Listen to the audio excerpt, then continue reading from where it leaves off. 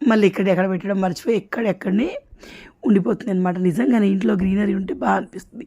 So దీని మీద నేను ఈ రోజు లెగ్గిన్ వేసుకున్నాను. యాక్చువల్ దీని మీద పాయింట్ ఉంటుంది, ప్లాజో పాయింట్ లూజ్గా భలేగా ఉంటుందండి. చాలా బాగుంది ఈ డ్రెస్ అయితే ఇది. సో దీని ప్రైస్ వచ్చేసి 1000 రూపీస్ అండి. ఇంకా కావాల్సిన వాళ్ళు మెసేజ్ చేయండి, ఓకేనా? మీ ఇష్టం. సో నేను ఈరోజు గోరింటాకు పెట్టుకున్నాను. యాక్చువల్లీ ఇది గాలిపల్లి నుంచి తెచ్చుకుంది, అట్లా కవర్లో ఉంచేసాను అనమాట. సో దాంట్లో కొంచెం చక్కెర, నిమ్మకాయ పిండి పట్టాను. కొంచెం రెడ్గా అయింది, ఒక గంట సేపు ఏమో ఉంచుకున్నాను.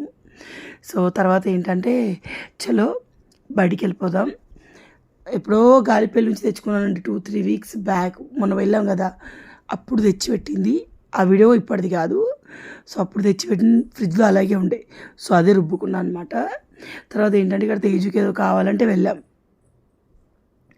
మన చిన్నప్పుడు నటరాజ్ పెన్సిల్ ఉంటే ఓకే, అప్సరా పెన్సిల్ ఉంటే అబ్బో వాడి దగ్గర సూపర్ అప్సరా పెన్సిల్ ఉంది అనుకున్నాను. ఇవాళ రేపు ఉన్న పిల్లలకి స్టేషనరీలో ఉన్న ప్రతి ఒక్కటి కావాలి. స్టేషనరీకి వెళ్తే చాలండి, వీళ్ళ లోపల ఉన్న చంద్రముఖి బయటికి వచ్చేస్తుంది. లక అనుకుంటా. ఎన్ని చూసినా సరిపోవు, ఎన్ని తీసుకున్నా సరిపోవు. వాడికి తోడు వీడు రెడీ అయ్యిండు. వీడికి వెరైటీ నస్తాయి, బొమ్మలు నస్తే నేను కొనిస్తాను. వీడి పెన్సిల్ ఆడుతుంది, వీడికి ఏమో పెన్సిల్ రాయరాదు, పెన్సిల్ సరిగా పట్టరాదు. సో ఇంకా వీడి ఫస్ట్ డే ఇల్లు మీరు చూస్తారు. సో వీడికి పెన్సిల్ సరిగా పట్టరాదు, అట్లా వాడు నాకు పెన్సిల్ కావాలంటారు. సో అట్లా ఉండదు. పిల్లలు ఏడ్చారని చెప్పేసి వాళ్ళకి కావాల్సింది మనం ఇప్పియాలి.